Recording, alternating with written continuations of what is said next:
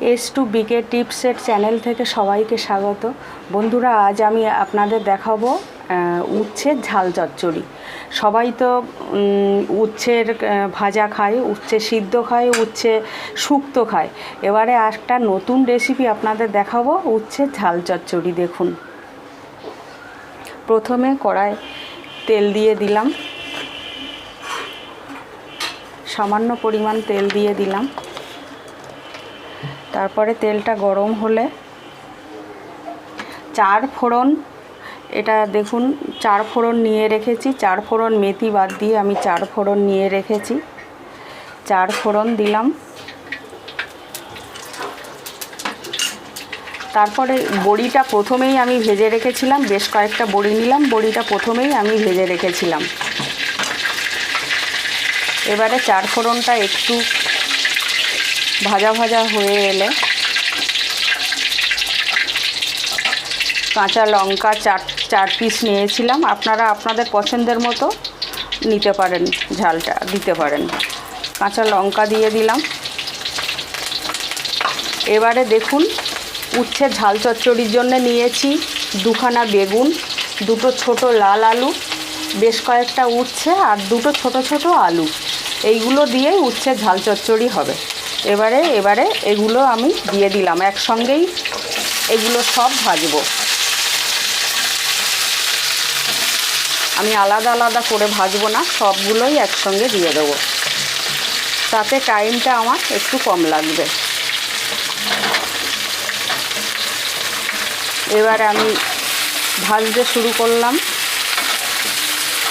বেশ কিছুক্ষণ ধরে এটা ভালো করে কষে নিতে হবে।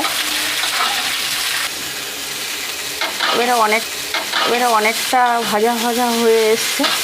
এবারে আমি দেখুন বন্ধুরা, এখানে রেখেছি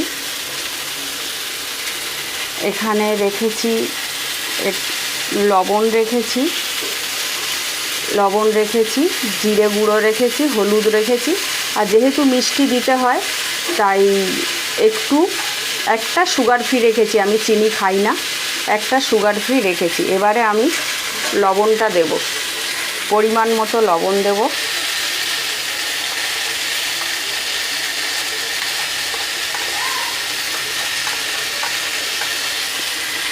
হলুদ গুঁড়ো দেব পরিমাণ মতো, সামান্য 1 চামচ দিয়ে আর একটু কষতে থাকবো।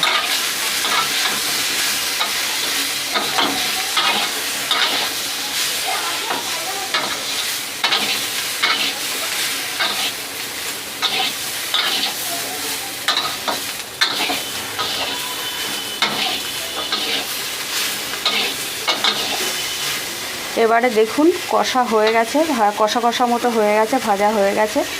এবারে অল্প পরিমাণে জল দেব।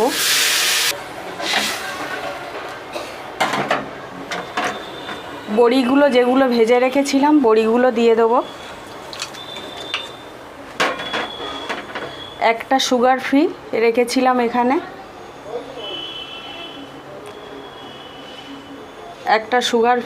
রেখেছিলাম। এই সুগার ফ্রিটা দিয়ে দেবো আর দিয়ে এবারে আমি ঢেকে দেব।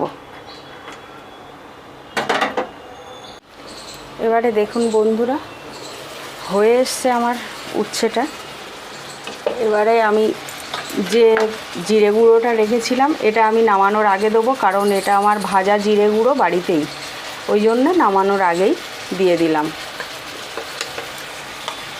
এবার একটু নাড়াচাড়া করেই নামিয়ে নেব। আর সুগার ফ্রিটা আমি দিলাম, আমি নিজে চিনি খাই না বলেই সুগার ফ্রিটা দিলাম। আপনারা যারা চিনি খাবেন তারা চিনি দিয়ে নেবেন। আমার এবারে এটা হয়ে গেল। এবারে আমি নামিয়ে নেব।